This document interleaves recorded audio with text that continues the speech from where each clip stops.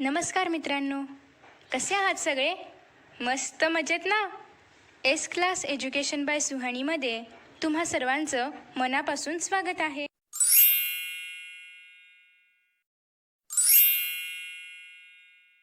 आज आपण पाहतोय 10th standard science 1 lesson number 7 that is lenses. Lenses हा लेसन आपण पूर्णतः आधीच्या व्हिडिओजमध्ये पाहिलेला होता, सगळे पार्ट्स कवर केले होते आणि आज आपण लेन्सेस या लेसनची एक्सरसाइज पाहणार आहोत. ऑल क्वेश्चन्स आणि आन्सर्स या व्हिडिओजमध्ये कवर केलेले आहेत. ओके, सो आय होप की तुम्हाला हा व्हिडिओ नक्कीच हेल्पफुल असेल आणि जर व्हिडिओ आवडला तर नक्कीच लाईक शेअर करा. त्याचबरोबर जर तुम्ही नवीन असाल तर चॅनलला सबस्क्राईब देखील करा. तर आता आपण पाहणार आहोत 10th standard science 1 lesson number 7 lenses exercise. So आपला फर्स्ट क्वेश्चन जो आहे तर तो आपल्याला मॅच द कॉलम्स म्हणून सांगितलेला आहे. So match the columns in the following table and explain them. तर या ठिकाणी मी मॅच करण्याऐवजी छान कलर्स केलेले आहेत, ते तुम्ही पाहू शकता. जसे की पहिल्यांदा या ठिकाणी आहे फार सायटेडनेस. फार सायटेडनेस म्हणजे काय, तर दूरच्या ज्या वस्तू आहेत, म्हणजे एक तर आपण 3 प्रकार पाहिलेले होते डिफेक्टचे. एक होतं फार सायटेडनेस, नियर सायटेडनेस आणि प्रेस बायोपिया. तर फार सायटेडनेस म्हणजे काय, दूरच्या वस्तू क्लिअर दिसतात पण जवळच्या वस्तू ब्लर दिसतात. मग दूरच्या वस्तू क्लिअर दिसतात असा ऑप्शन आहे हा वाला, त्याच्यामुळे याचं उत्तर आहे हा ऑप्शन. आणि हा जर डिफेक्ट असेल तर यापैकी कोणते लेन्सेस आपण वापरतो, तर एक्झॅक्टली त्यासाठी आपण कॉन्व्हेक्स लेन्स वापरतो फार सायटेडनेसच्या करेक्शनसाठी. ओके, त्यानंतर पुढे या ठिकाणी आहे प्रेस बायोपिया. प्रेस बायोपिया म्हणजे काय, जो की ओल्ड एजमध्ये प्रॉब्लेम होतो. सो या ठिकाणी प्रॉब्लेम ऑफ ओल्ड एज आपण घेऊ शकतो. ओके, त्याचबरोबर पुढे काय सांगितलेलं आहे, बायफोकल लेन्स, त्याचबरोबर आहे कॉन्केव्ह लेन्स. तर या ठिकाणी बायफोकल लेन्स वापरले जातात कारण प्रेस बायोपिया म्हणजे त्याच्यामध्ये फार सायटेडनेस पण असतं आणि नियर सायटेडनेस पण असतं. ओके, त्याच्यानंतर पुढे आपल्याला सांगितलेलं आहे नियर सायटेडनेस. सो नियर सायटेडनेसमध्ये काय आहे, आता आपले कोणते कोणते राहिलेले हे आहेत, तर फक्त हाच ऑप्शन राहिलेला आहे, that is near by objects can be seen clearly. फार नियर सायटेडनेस म्हणजे काय की जवळचे ऑब्जेक्ट्स छान दिसतात, क्लिअर दिसतात, पण लांबचे ऑब्जेक्ट्स मात्र ब्लर दिसतात. ओके, तर हा जो डिफेक्ट आहे हा करेक्ट करण्यासाठी वापरले जातात कॉन्केव्ह लेन्स. ओके, आता हे तर झालं की साधं एक्सप्लेनेशन. आता आपल्याला प्रॉपर एक्सप्लेनेशन बघायचं आहे, कारण या ठिकाणी आपल्याला ते ज्या टर्म्स आहेत तर त्यांना एक्सप्लेन करा असं देखील सांगितलेलं आहे. या ठिकाणी प्रश्नामध्ये आपण पाहू शकतो की त्या टर्म्स एक्सप्लेन करा असं पण आपल्याला या ठिकाणी सांगण्यात आलेलं आहे. ओके, सो आता आपण पाहूया यांना एक्सप्लेन कशा पद्धतीने करायचं आहे. तर या ठिकाणी तुम्ही एक्सप्लेनेशन पाहू शकता की नेमकं कशा पद्धतीने आपण एक्सप्लेन करणं अपेक्षित आहे, गरजेचं आहे, ते आता आपण पाहणार आहोत. सो फर्स्ट ऑफ ऑल या ठिकाणी नंबर वाईज तुम्ही बघू शकता की हे आहे फर्स्ट नंबरचं. सो या ठिकाणी तुम्ही फर्स्ट नंबर देऊन पण लिहू शकता की हे आहे फर्स्ट नंबरचं, हे आहे सेकंड नंबरचं आणि हे आहे थर्ड नंबरचं एक्सप्लेनेशन. ओके, फर्स्ट नंबरचं एक्सप्लेनेशन आहे की in this defect the human I can see distinct object clearly. म्हणजे या डिफेक्टमध्ये लांबचे ऑब्जेक्ट्स आपल्याला क्लिअरली दिसतात, परंतु जे जवळचे ऑब्जेक्ट्स आहेत but cannot see nearby objects distinctly. म्हणजे जवळचे जे ऑब्जेक्ट्स आहेत ते मात्र क्लिअरली दिसत नाहीत. So this defect can be corrected using convex lens. आणि हा जो काही डिफेक्ट आहे तो आपण कॉन्व्हेक्स लेन्स वापरून करेक्ट करू शकतो विथ प्रॉपर फोकल लेंथ. म्हणजे प्रॉपर फोकल लेंथचा कॉन्व्हेक्स लेन्स वापरून आपण जो हा फार सायटेडनेस आहे, हा जो डिफेक्ट आहे हा व्यवस्थित करेक्ट करू शकतो. ओके, त्यानंतर पुढे आता आपण पाहणार आहोत या ठिकाणी सेकंडमध्ये आपल्याला सांगितलेलं आहे की इन दिस डिफेक्ट, म्हणजे या डिफेक्टमध्ये, आता या डिफेक्टमध्ये दुसरा कुठला आपण पाहिला होता, प्रेस बायोपिया. आता प्रेस बायोपिया या डिफेक्टमध्ये नेमकं काय होतं ते आता आपण पाहणार आहोत. So in this defect the near point of the lens shift further from the I. म्हणजे या डिफेक्टमध्ये काय होतं की आईचा जो नियर पॉईंट आहे, आईचा नियर पॉईंट काय आहे, 25 सेंटीमीटर. ओके, हे आपण लेसनमध्ये पण खूप चांगल्या पद्धतीने पाहिलेलं आहे की आईचा जो नियर पॉईंट आहे तर तो काय आहे, 25 सेंटीमीटर आहे. मग आईचा हा नियर पॉईंट काय होतो, शिफ्ट होतो. कुठे शिफ्ट होतो, फार्दर म्हणजे काय, लांब शिफ्ट होतो, म्हणजे 25 सेंटीमीटरपेक्षा लांब जातो. And because of this old people cannot see nearby objects clearly. आणि त्याच्यामुळे जे ओल्ड पीपल असतात, जे वृद्ध लोक असतात, तर त्यांना जवळचे ऑब्जेक्ट्स क्लिअरली पाहता येत नाहीत. आणि हा जो डिफेक्ट आहे विजन डिफेक्ट, तो आपण बायफोकल लेन्स वापरून करेक्ट करू शकतो. This defect can be corrected using bifocal lens. Okay, so अशा पद्धतीने आपण याचं एक्सप्लेनेशन पाहिलेलं आहे. नेक्स्ट आता आपण पाहतोय third number. In this defect the I can see nearby objects clearly. म्हणजे जो नियर सायटेडनेस आहे, तिसऱ्याचं उत्तर आपण पाहतोय की जो नियर सायटेडनेस आहे त्याच्यामध्ये जवळचे ऑब्जेक्ट्स आपण क्लिअरली पाहू शकतो, but distant objects appear in distant, म्हणजे जे दूरचे ऑब्जेक्ट्स आहेत, जे लांबचे ऑब्जेक्ट आहेत, डिस्टन्सवरती असणारे ऑब्जेक्ट आहेत, तर ते मात्र ब्लर आपल्याला दिसतात. So this defect can be corrected by using spectacles with concave lens. आणि कॉन्केव्ह लेन्स वापरून आपण नियर सायटेडनेस हा जो डिफेक्ट आहे तर हा क्लिअर करू शकतो. ओके, सो अशा पद्धतीने हे एक्सप्लेनेशन होतं. सो तुम्हाला हवा असेल तुम्ही स्क्रीनशॉट काढू शकता. आता यानंतर आपण पाहणार आहोत पुढचा प्रश्न, नेक्स्ट क्वेश्चन जो आहे तर तो अतिशय इझी आहे, कारण त्याबद्दल आपण या आधीच्या स्टँडर्ड्समध्ये पण आणि या स्टँडर्डमध्ये पण डिस्कस केलेला आहे. प्रश्न काय आहे तर draw a figure explaining various terms related to lenses.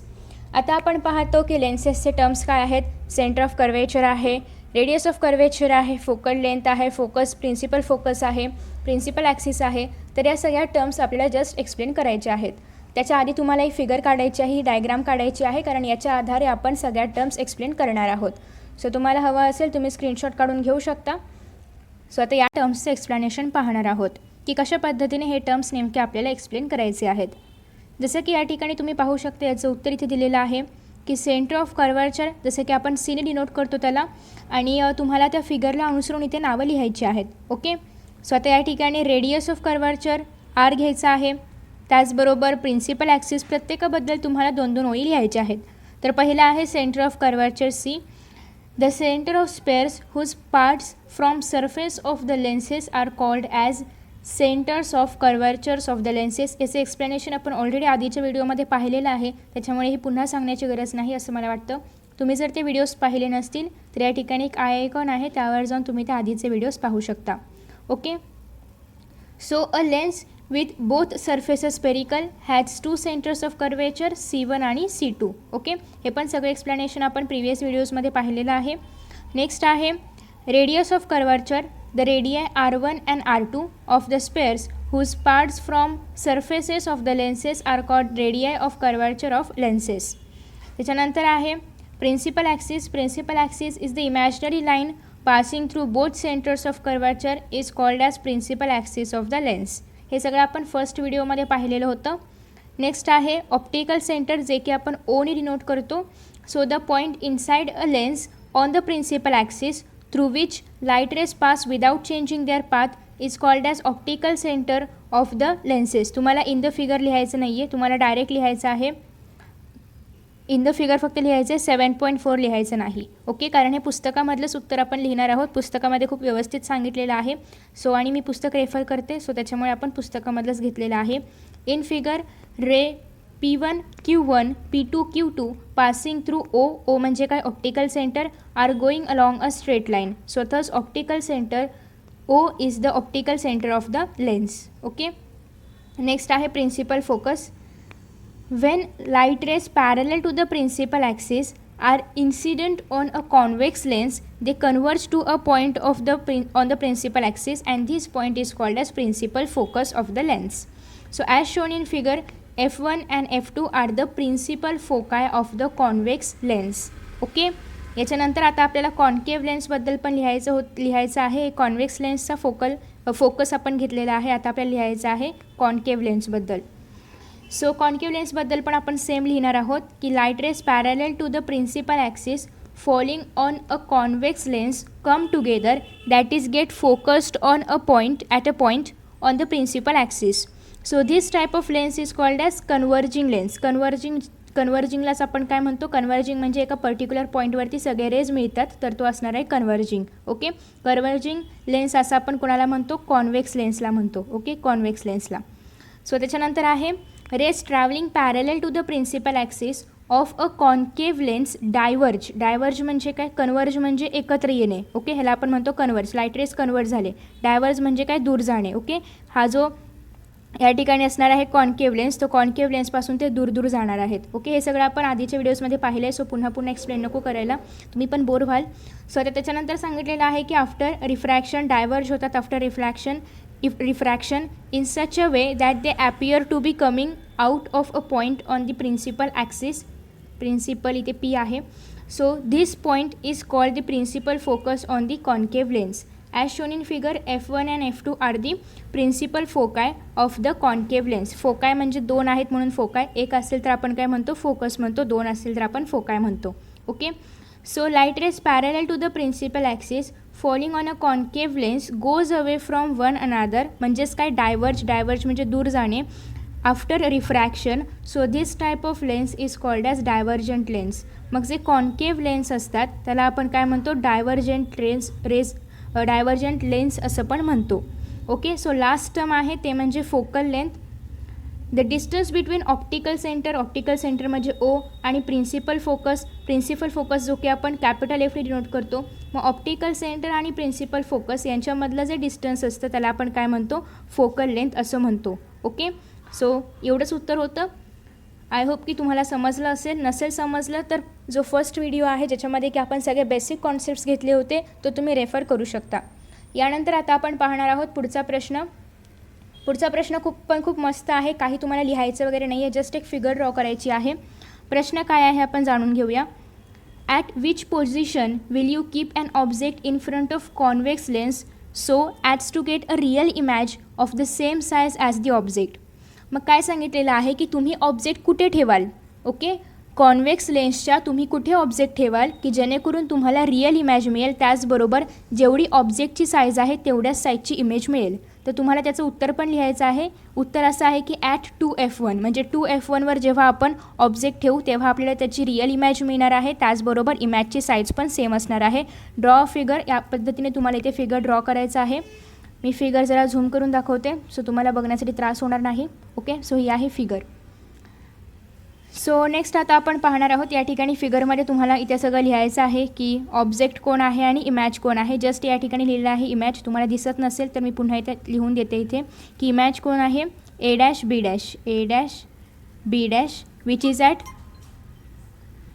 2F2. हे फक्त तुम्हाला लिहायचं आहे, खाली एवढंच लिहायचं आहे, याच्या पलीकडे काय नाही लिहायचं. आणि या ठिकाणी फक्त तुम्हाला एवढं लिहायचं आहे की the object will be at 2F1 असं एक स्टेटमेंट फक्त ॲड करायचं आहे. ओके. नेक्स्ट क्वेश्चन नंबर 4 आता आपण पाहतोय. क्वेश्चन नंबर 4 आहे गिव्ह सायंटिफिक रिझन्स. त्याच्यामधलं पहिलं आहे simple microscope is used for watch repairs. Watch repair करण्यासाठी सिम्पल मायक्रोस्कोप्स वापरलं जातं. सो पहिला पॉईंट आहे की simple microscope is a single biconvex lens. Okay. Second आहे when the object is placed within its focal length it forms virtual and enlarged image in front of the lens. हे आपण त्या चार्टमध्ये पण पाहिलेलं आहे की जेव्हा एखादा ऑब्जेक्ट आपण फोकल लेंथमध्ये ठेवतो तर तेव्हा त्याच्यापासून आपल्याला व्हर्च्युअल त्याचबरोबर एनलार्ज्ड म्हणजे खूप मोठी इमेज मिळते आणि in front of the lens कुठे मिळते, लेन्सच्या फ्रंट साईडला मिळते. So a simple microscope can magnify image about 20 times. म्हणजे जो सिम्पल मायक्रोस्कोप असतो तो जेव्हा आपण वापरतो तर त्याच्यामध्ये कोणते लेन्स असतात, कॉन्व्हेक्स लेन्स असतात. आणि तो काय करतो, एखादं जे ऑब्जेक्ट आहे त्याची 20% म्हणजे 20 मल्टिप्लाय बाय 20 एवढी मोठी इमेज तो दाखवतो. म्हणजे एवढूसा जर ऑब्जेक्ट असेल त्याची एवढी मोठी इमेज करून तो दाखवणार. ओके. सो देअरफॉर आता वॉचमध्ये खूप छोटे असे पार्ट्स असतात. एवढंसं ते वॉच, त्याच्यामध्ये एक आकडा लिहिला, 2 आकडा वगैरे खूप छोटे आकडे असतात. मग ते सगळं रिपेअर करण्यासाठी वॉचमेकरला काय करावं लागतं, अशा प्रकारे सिम्पल मायक्रोस्कोप वापरावा लागतो. कारण सिम्पल मायक्रोस्कोप काय करतो, एखाद्या ऑब्जेक्टची मल्टिप्लाय बाय 20 एवढी मोठी इमेज दाखवतो. So therefore the watchmaker can work on the minute parts of the watch easily जर त्याने सिम्पल मायक्रोस्कोप वापरलं तर. सो अशा पद्धतीने हे आन्सर होतं. आता यानंतर आपण पाहणार आहोत पुढील प्रश्न. पुढचा प्रश्न आहे सायंटिफिक रिझनमधलाच की one can sense colours only in bright light. एखादा व्यक्ती फक्त जेव्हा ब्राईट लाईट असेल तेव्हाच फक्त कलर्स ओळखू शकतो. तर असं का, तर जसं की आपण पाहिलेलं आहे आपल्या डोळ्यामध्ये जी इमेज तयार होते त्या ती रेटिनामध्ये तयार होते. आणि रेटिनामध्ये लाईट सेन्सिटिव्ह सेल्स असतात. म्हणजे जेव्हा रेटिनावरती लाईट रेज पडतात तर तेव्हा ते लाईट सेन्सिटिव्ह रेज काय होतात, एक्साईट होतात, ॲक्टिवेट होतात. आणि त्या लाईट सेन्सिटिव्ह सेल्समध्ये पण 2 प्रकारचे सेल्स असतात. एक तर असतात रॉड लाईक सेल्स आणि एक तर असतात conical cells. Okay. So colour कोण सांगतं, कोनिकल सेल्स सांगतात. कलर कोणता आहे किंवा कुठल्या कलरचा ऑब्जेक्ट आहे हे कोण डिटरमाइन करतं, कोण सांगतं डोळ्याला, कोनिकल सेल्स सांगतात. सो आता याचं उत्तर आपण पाहूया की the conical cells present on the retina responds to the colour and give information of the colour of the object. मग आपल्या रेटिनामध्ये जे कोनिकल सेल्स प्रेझेंट आहेत तर ते काय करतात, कलर कोणता आहे त्या ऑब्जेक्टचा त्याच्याबद्दल इन्फॉर्मेशन देतात, कोणाला ब्रेनला देतात. So but these cells cannot respond to faint light. पण हे जे सेल्स आहेत ते एकदम फेंट लाईट असेल, एकदम डीम लाईट असेल तर त्यांना काही ते रिस्पॉन्स देत नाहीत. सो त्याच्यामुळे we cannot perceive colours in dark. मग खूप अंधारामध्ये, जेव्हा खूप अंधार असेल तेव्हा आपण कुठल्या कलरचा ऑब्जेक्ट आहे कुठला ते ओळखू शकतो का? घरामध्ये एकदम अंधार आहे, सगळी लाईट गेली आहे तर आपण ओळखू शकतो का आपल्या घरामधलं कपाट कोणत्या कलरचं आहे?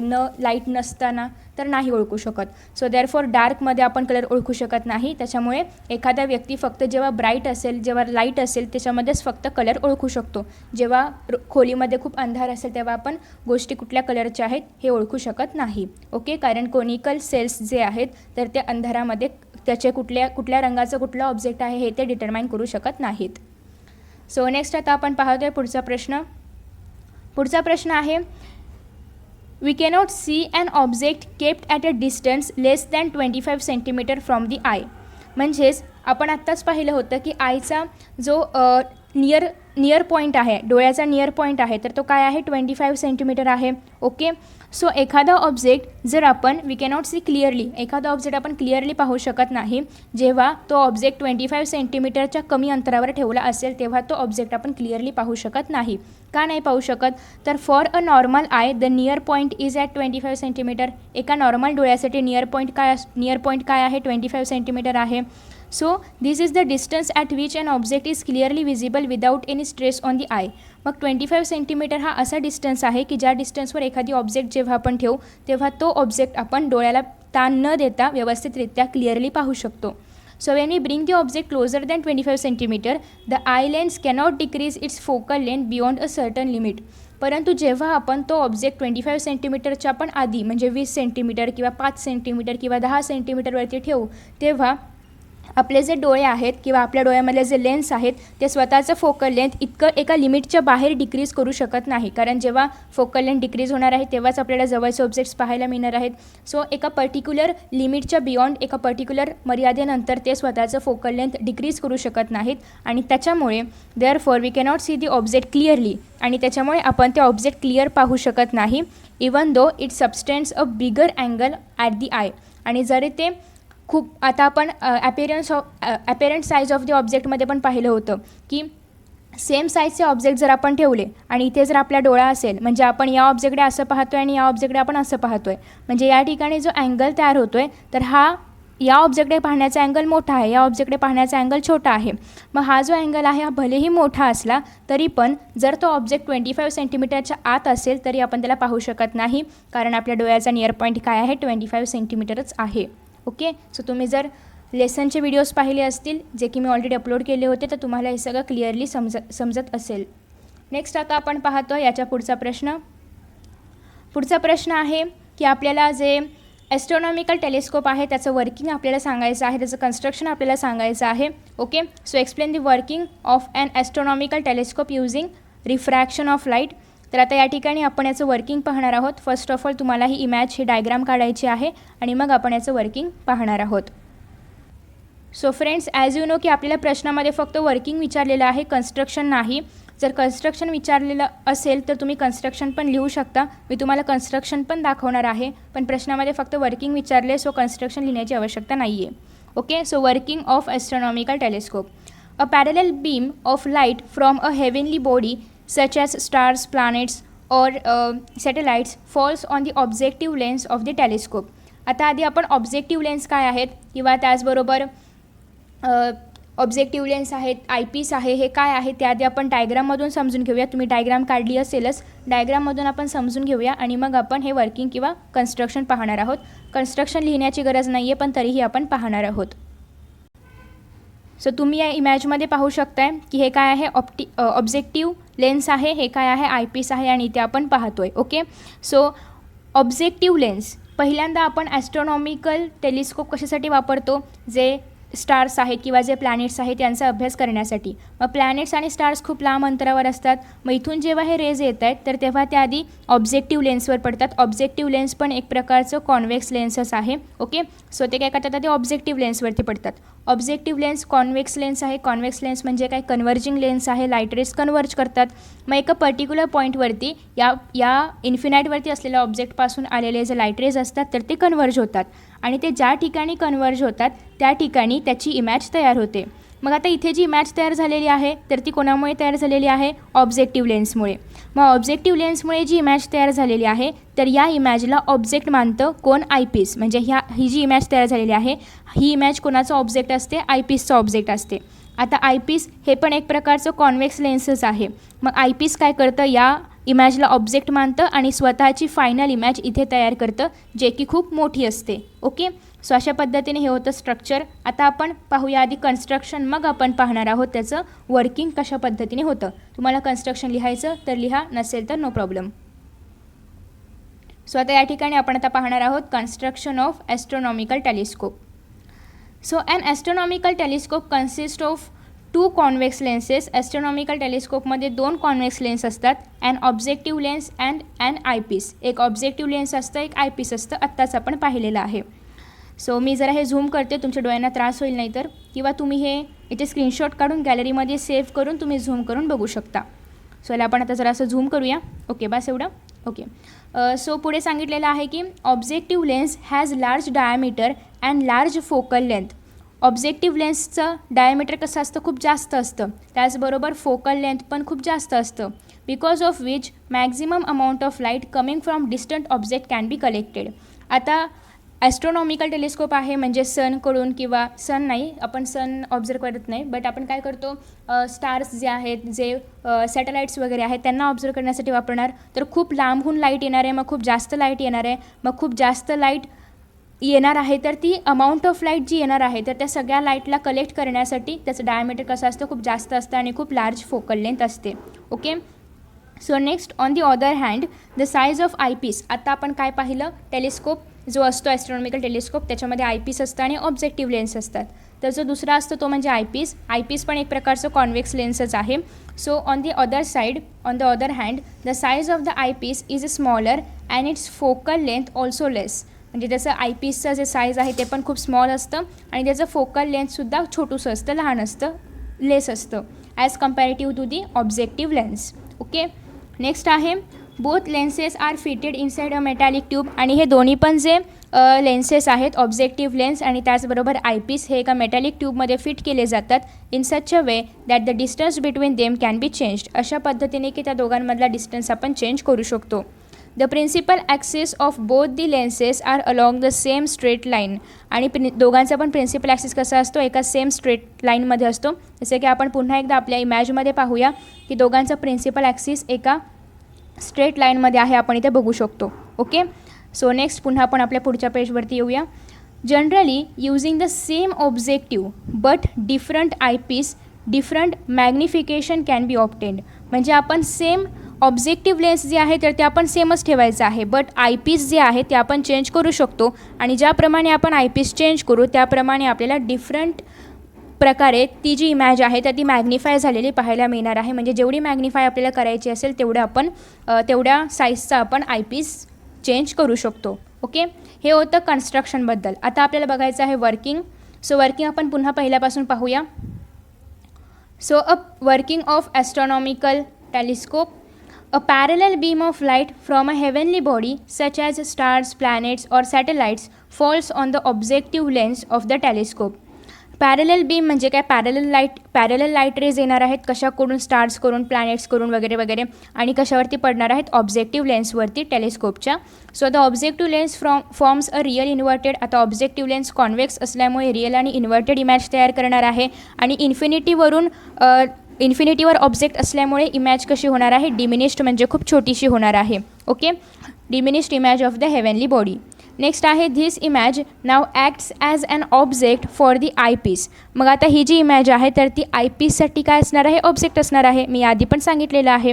Okay, so whose position is adjust so that the image lie between the focus and the optical centre of the eyepiece. आयपीसचं पोझिशन आपण चेंज करू शकतो जेणेकरून ती जी इमेज आहे तर ती आयपीसचं जे फोकस आहे आणि जे ऑप्टिकल सेंटर आहे त्याच्याबरोबर मध्ये तयार व्हावी अशा पद्धतीने आपण त्याची अरेंजमेंट करू शकतो. नेक्स्ट आहे, कारण आपण ज्या पद्धतीने आयपीस आणि ऑब्जेक्टिव्ह लेन्स बसवलेले आहेत तर त्यांची आपण डिस्टन्स किंवा जागा वगैरे चेंज करू शकतो. अशा पद्धतीने ते बसवलेले असतात. नाव the eyepiece forms a virtual inverted and highly magnified image. आता आयपीस जरी कॉन्व्हेक्स लेन्स असला तरी त्याच्या जर आपण फोकस आणि ऑप्टिकल सेंटरच्या मध्ये जर आपण ऑब्जेक्ट ठेवतो आहोत, कारण ऑलरेडी ते आपण ती कंडिशन मांडलेली आहे की आपल्याला ऑब्जेक्ट कुठे ठेवायचं आहे, म्हणजेच ती जी ऑब्जेक्टिव्ह लेन्सनी तयार केलेली जी इमेज आहे तर ती कुठे ठेवायची आहे, फोकस आणि ऑप्टिकल सेंटरच्या मध्ये.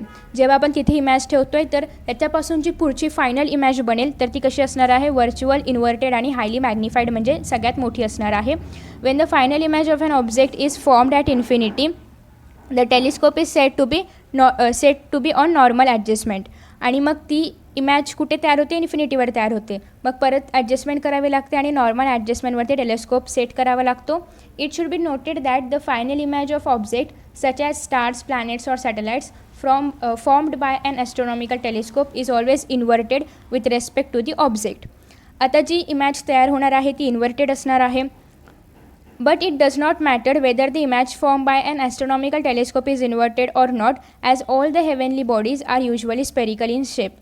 मग याच्याने काहीच फरक पडत नाही की ते जी इमेज तयार होते तर ती इन्व्हर्टेड आहे की नाही, कारण ज्या काही स्टार्स किंवा जे पण काही प्लॅनेट्स असतील ते मोस्टली स्पेरिकल असतात. त्याच्यामुळे ते उलटे असले काय किंवा सरळ असले काय याच्याने जास्त काही फरक पडत नाही. ओके, सो नेक्स्ट आता आपण पाहणार आहोत पुढचा प्रश्न. आय होप की तुम्हाला हा क्वेश्चन समजला असेल. नेक्स्ट क्वेश्चन आहे डिस्टिंग्विश बिटवीन, डिफरन्स बिटवीन लिहायचं आहे आपल्याला. फर्स्ट तर आहे की फार साईटनेस आणि नियर साईटनेस, आणि दुसरं आहे ते म्हणजे कॉन्व्हेक्स लेन्सेस आणि कॉन्केव्ह लेन्सेस. ओके, सो पहिल्यांदा आपण फार साईटनेस आणि नियर साईटनेस बघूया. सो फार साईटनेसमध्ये आहे की person can see far away objects clearly. Near साईटनेसमध्ये आहे person can see nearby objects clearly, म्हणजे दूरचे ऑब्जेक्ट पाहू शकतात, जवळचे ऑब्जेक्ट पाहू शकतात. Nearby vision is defective. Far साईटनेसमध्ये जवळची जी विजन असते, जवळची दृष्टी ही डिफेक्टिव्ह असते, आणि नियर साईटनेसमध्ये लांबची दृष्टी ही डिफेक्टिव्ह असते. Far away vision is defective. Next आहे near point of the eye has shifted further away, म्हणजे डोळ्याचा जो नियर पॉईंट असतो तर तो खूप लांब शिफ्ट झालेला असतो. मिनिमम तो नॉर्मल आयचा काय असतो 25 सेंटीमीटर असतो मॅक्झिमम मिनिमम, आणि पण तो कुठे होतो, जास्त दूरवर जाऊन शिफ्ट होतो. आणि नियर सायटेडनेसमध्ये फार पॉईंट जो असतो तर तो डोळ्याच्या खूप जवळ आलेला असतो. ॲक्च्युली तो इन्फिनाईटपर्यंत असायला पाहिजे नॉर्मल आयचा, पण तो काय होतो, जवळ आलेला असतो. नेक्स्ट आहे fourth, the image is formed behind retina. Image रेटिनाच्या मागे तयार होते. फोर्थ आहे the image is formed in front of retina. Image रेटिनाच्या समोर, इन फ्रंट म्हणजे समोर तयार होते. त्याच्यानंतर the curvature of cornea and eye lens decreases. कॉर्नियाचा आणि आय लेन्सचा कर्वेचर डिक्रीज होतो, कमी होतो. आणि नियर सायटेडनेसमध्ये the curvature of cornea and eye lens increases. Okay, सिक्स्थमध्ये आहे द आयबॉल फ्लॅट्स, म्हणजे जेव्हा आपण दूरचा ऑब्जेक्ट पाहतो तेव्हा आपलं आयबॉल कसं होतं, फ्लॅट होतं, म्हणजे ते फ्लॅटच राहतं कारण आपल्याला फार सायटेडनेस झालेला असतो. नेक्स्ट आहे नियर सायटेडनेसमध्ये, नियर सायटेडनेस जर असेल म्हणजे जर डोळा मायोपिक असेल तर देन द आयबॉल इलॉंगेट्स, म्हणजे मोठा होतो. ओके, लॉंग होतो किंवा राऊंड होतो. त्याच्यानंतर आहे seventh, convex lens spectacles are used for correction आणि concave lens spectacles are used for correction. Okay, so अशा पद्धतीने हे होतं फार सायटेडनेस आणि नियर सायटेडनेसबद्दल. आता आपण पाहणार आहोत कॉन्व्हेक्स लेन्सेस, कॉन्केव्ह लेन्सेसमधला डिफरन्स बिटवीन. ओके, पहिल्यांदा आहे कॉन्केव्ह लेन्सेस आणि त्याच्यानंतर आहे कॉन्व्हेक्स लेन्सेस. सो कॉन्केव्ह लेन्समध्ये आहे की it is a diverging lens. ते डायव्हर्जिंग लेन्स आहे. आत्तापर्यंत तुम्हाला डायव्हर्जिंग कन्व्हर्जिंग म्हणजे काय ते क्लिअर झालं असेल. नेक्स्ट आहे कॉन्व्हेक्स लेन्समध्ये it is a converging lens. त्याच्यानंतर always forms virtual and erect image, आणि कॉन्व्हेक्स जे आहे तर ते always forms real inverted image except when the image is placed, when the object is placed within the focal length. जर आपण convex लेन्समध्ये, convex लेन्सचे जे focal आहे तर त्या फोकल लेंथमध्ये जर आपण एखादा ऑब्जेक्ट ठेवला तर तो ऑब्जेक्ट कसा असतो, व्हर्च्युअल असतो. ओके, त्याच्यामुळे ही आपल्याला एक्सेप्शन पण अपवाद पण लिहिणं गरजेचं आहे. The virtual image formed is always diminish, आणि व्हर्च्युअल इमेज जी तयार होते कॉन्केव्ह लेन्समध्ये ती नेहमी डिमिनिश्ड असते. आणि व्हर्च्युअल इमेज ही ऑलवेज एनलार्ज्ड, म्हणजे खूप मोठी असते कॉन्व्हेक्स लेन्समध्ये तयार होणारी. नेक्स्ट आहे bye concave lens is thin, म्हणजे त्याचं स्ट्रक्चर आपण इथे ड्रॉ करूया, मग तुम्हाला जास्त चांगलं समजेल की जे बाय कॉन्केव्ह लेन्स असतात ते अशा पद्धतीने असतात. म्हणजे मिडल पार्ट जो आहे तर तो थिन म्हणजे बारीक असतो आणि जो वरचा आणि खालचा जो टोकाचा पार्ट आहे तर तो कसा असतो, जाड असतो. Okay, so by concave lens is thin in the middle, is thick at the एंड्सवरती थिक असतो, जाड असतो आणि मध्ये थिन असतो, बारीक असतो. ओके, आणि बाय कॉन्वेक्स लेन्सेस, आता बाय कॉन्वेक्स म्हणजे अशा पद्धतीने असतात. Okay, so biconvex lens कसे असतात, सेंटरला बल्जेड असतात, म्हणजे मिडलला बल्जेस म्हणजे की फुगलेले असतात आणि एंड्सला ते टॅपरिंग म्हणजे असे बारीक निमुळते होत जातात. ओके, सो अशा पद्धतीने कॉन्केव्ह लेन्स कॉन्वेक्स लेन्समधला डिफरन्स आपण पाहिला आहे. नेक्स्ट आता आपण पाहणार आहोत पुढचा प्रश्न, what is the function of iris and the muscles connected to the lens in the human eye. म्हणजे ह्युमन आयमध्ये जे आयरिस आहे आणि त्याचबरोबर ह्युमन आयमध्ये जे मसल्स आहे ज्याला की आपण सिलियरी मसल्स म्हणतो, तर त्यांचा नेमका वापर काय आहे किंवा त्यांचं फंक्शन काय आहे. सो पहिल्यांदा आपण आयरिस पाहणार आहोत आणि नेक्स्ट आपण सिलियरी मसल्सबद्दल पाहणार आहोत. So there is a dark fleshy screen behind the cornea and this is called as iris.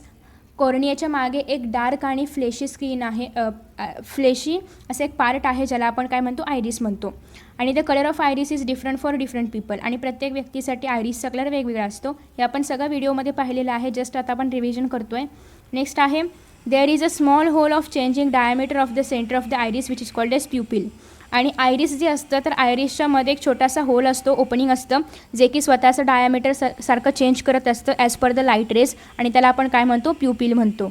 Okay, so pupil controls the amount of light rays entering in the eye आणि if the light falling on the eye is too bright pupil contracts while if light is dim it widens. आणि जर प्युपिलवरती जास्त bright light fall झाली पडली, म्हणजे जास्त bright light जर आली तर ते काय करतं, कॉन्ट्रॅक्ट होतं म्हणजे बारीक होतं.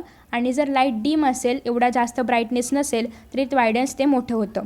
ओके, सो हे आयरिसचं फंक्शन होतं. आता आपण सिलियरी मसल्सचं फंक्शन पाहणार आहोत. Okay, so ciliary muscles, when an object closer to eye is to be observed, the ciliary muscles contract increasing the curvature of the eye lens. Ciliary muscles काय करतात, ciliary muscles जे आपले lens आहेत डोळ्यामधले convex lens, तर त्याचं focal length जास्त करणं कमी करणं हे करत असतात. ओके, मग जेव्हा आपल्याला एखादं जवळचं ऑब्जेक्ट पाहायचं असेल तेव्हा सिलियरी मसल्स काय करतात, आपल्या डोळ्याचे जे लेन्स आहेत तर ते ते ना राऊंड करतात. आणि जेव्हा आपल्याला दूरचं ऑब्जेक्ट बघायचं असेल तेव्हा आपल्या डोळ्यामधलं जे लेन्स आहेत त्यांना ते फ्लॅट करतात. तेच या ठिकाणी दिले. आता आपण जस्ट रीड करूया. तुम्ही व्हिडिओज पाहिले असतील त्याच्यामुळे तुम्हाला हे सगळं माहिती आहेच. So the eye lens therefore becomes round, त्याच्यामुळे आय लेन्स राऊंड होतात. आणि this decreases the focal length, आणि जेव्हा आपले जे लेन्स आहेत ते जेव्हा राऊंड होतात तेव्हा फोकल लेंथ त्यांचं अर्थातच डिक्रीज होणार आहे. आणि therefore a sharp image of nearby object is formed on retina. आणि त्याच्यामुळे जवळच्या ऑब्जेक्टची शार्प इमॅज कशावरती तयार होते, रेटिनावरती तयार होते. Thus we can see a nearby object clearly. आणि त्याच्यामुळे जवळचं ऑब्जेक्ट आपण क्लिअरली स्पष्ट पाहू शकतो. आता दूरच्या ऑब्जेक्ट येऊया आपण. When a distant object is to be observed, जेव्हा आपल्याला खूप दूरचं ऑब्जेक्ट बघायचं असेल, द सिलियरी मसल्स रिलॅक्स, तेव्हा सिलियरी मसल्स रिलॅक्स होतात. जवळचा पाहताना कॉन्ट्रॅक्ट झाले होते, दूरचा पाहताना रिलॅक्स होत आहेत. सो दी आय लेन्स बिकम्स फ्लॅट, आणि ते जेव्हा रिलॅक्स होतील तेव्हा आय लेन्स जे आहेत तर ते काय होणार आहेत, फ्लॅट होणार आहेत, पसरट होणार आहेत. आणि this increases the focal length, आणि ते पसरट झाले की फोकल लेंथ अर्थातच वाढणार आहे ऑफ द लेन्स. आणि therefore a sharp image of distinct object is formed on the retina, आणि thus we can see objects clearly. आणि एकदा का ती फ्लॅट झाले, ते जे लेन्स आहेत ते जर फ्लॅट झाले तर आपल्याला दूरच्या वस्तू पण क्लिअरली पाहता येतील आणि त्याच्यामुळे आपण दूरच्या वस्तू पाहू शकतो. Okay, simple. आय होप तुम्हाला कळलं असेल. खूप फास्ट होत असेल तुम्ही व्हिडिओची प्लेबॅक स्पीड कमी करा आणि व्हिडिओ पाहू शकता. आता आपण पाहणार आहोत याच्या पुढचा प्रश्न. पुढचा प्रश्न जो आहे तर तो आहे न्यूमेरिकल्सबद्दल. न्यूमेरिकल्स अतिशय इझी आहेत या चॅप्टरचे. जस्ट आपण याचं एक्सप्लेनेशन पाहणार आहोत. सो फर्स्ट आपण न्यूमेरिकल काय आहे तर तो बघणार आहोत.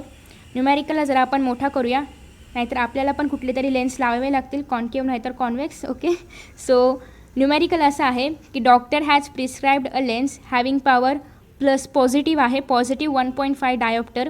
So what will be the focal length of lens. लेन्सचं फोकल लेंथ म्हणजे एफ आपल्याला फाइंड आउट करायचं आहे. What is the type of the lens, आणि लेन्सचं टाईप कोणतं आहे ते पण आपल्याला सांगायचं आहे, कॉन्केव्ह आहे की कॉन्वेक्स आहे. आणि what must be the defect of vision, आणि ज्याला कोणाला त्यांनी +1.5 डायोप्टरचं लेन्स दिलेलं आहे, तर त्याला कुठल्या प्रकारचं डिफेक्ट असेल, त्याला हायपरमेट्रोपिया असेल की मायोपिया असेल, ते पण आपल्याला फाइंड आउट करायचं आहे. आता हे न सॉल्व करता पण तुम्ही फाइंड आउट करू शकता की प्लस साईन आहे, याचा अर्थ नक्कीच लेन्स कोणते असणार आहे, कॉन्व्हेक्स.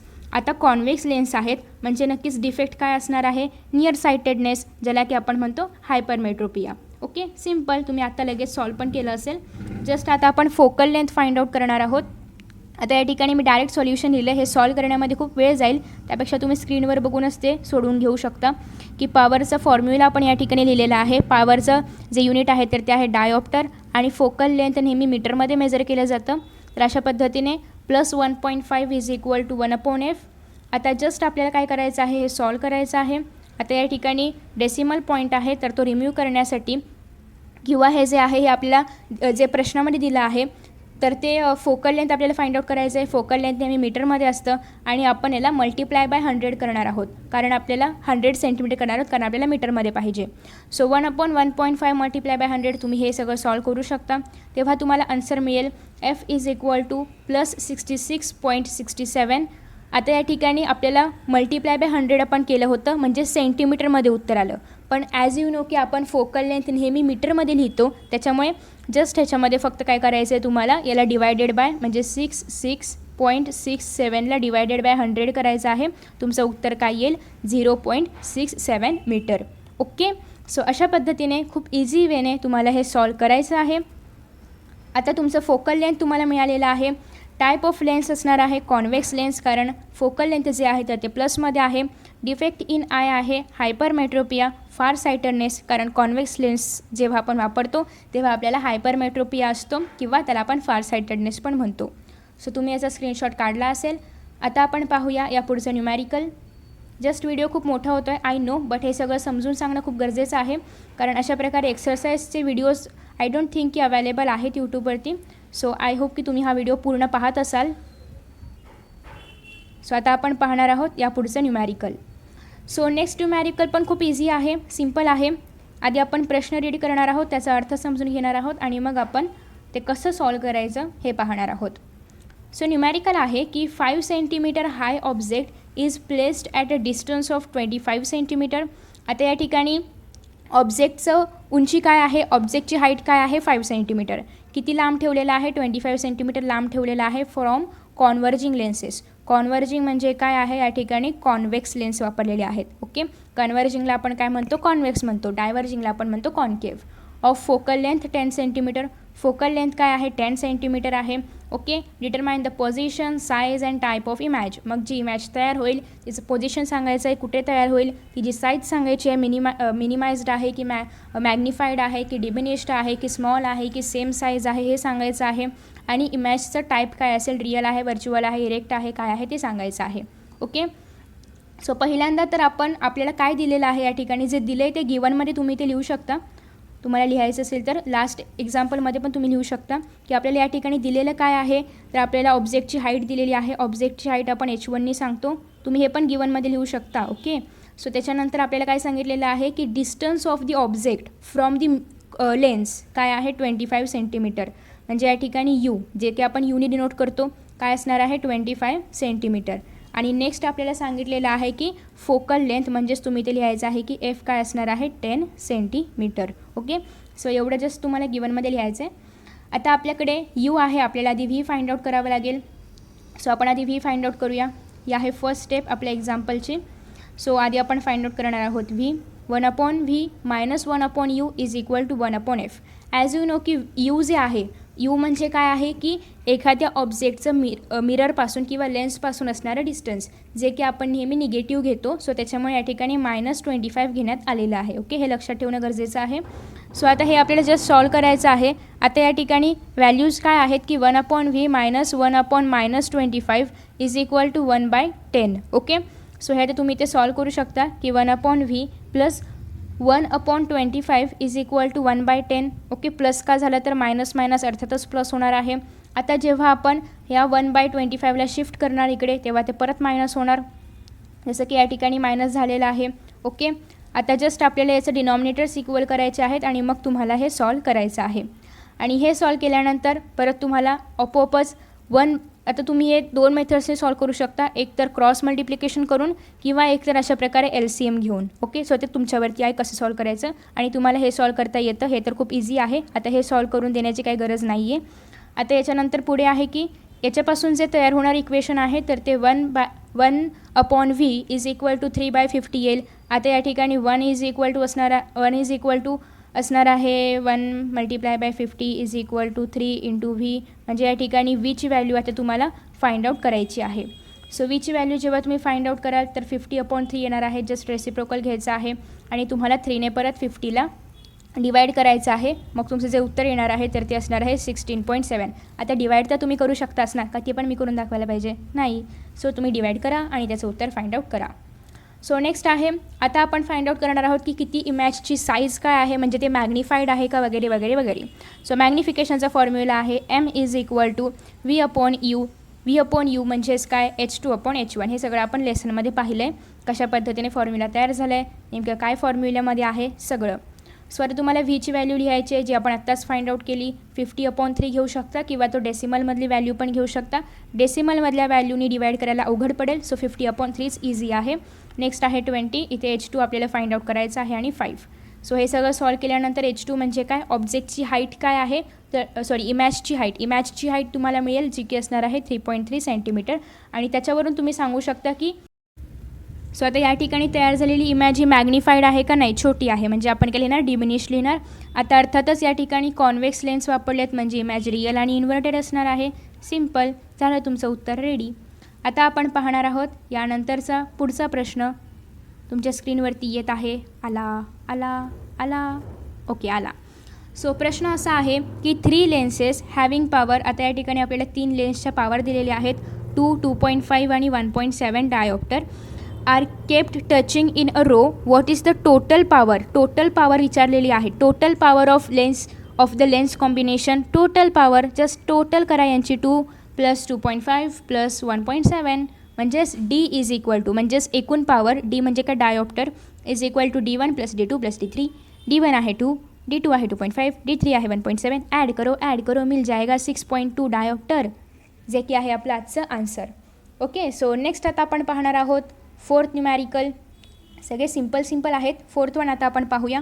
सगळ्यात शेवटचा प्रश्न आहे आणि फायनली तुम्हाला माझ्यापासून आता सुटका मिळणार आहे. ओके, सो प्रश्न असा आहे की an object kept 60 centimeter from a lens gives a virtual image 20 centimeter in front of the lens.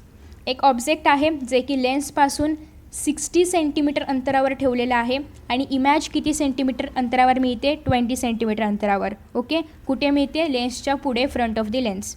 What is the focal length of the lens. लेन्सचं फोकल लेंथ काढायचं आहे. इज इट कन्व्हर्जिंग लेन्स और diverging lens, म्हणजे ते convex आहे की ते concave आहे, लेन्स कुठला आहे ते पण फाइंड आउट करायचं आहे. ओके, सो आपल्याकडे काय काय दिलं आहे, यू दिला आहे. आपण आधी सगळे जे दिलेले आहेत गिवनमध्ये काय आहे ते आपण लिहूया. सो इमॅजचं डिस्टन्स आपण व्हीने डिनोट करतो जे की आहे 20.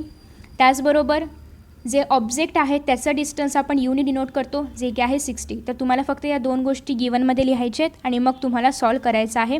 ते पण करून दिलेलं आहे, जस्ट तुम्हाला समजून घ्यायचं आहे की नेमकं सांगितलं आहे काय. तर आपण या ठिकाणी फॉर्म्युला वापरणार आहोत 1/v - 1/u is equal to 1/f. व्हीची व्हॅल्यू आपल्याला ऑलरेडी दिलेली आहे, पण ते आपण मायनसमध्ये घेतो आहे का, तर इमॅज फ्रंट साईडला आणि व्हर्च्युअल तयार झालेली आहे म्हणून.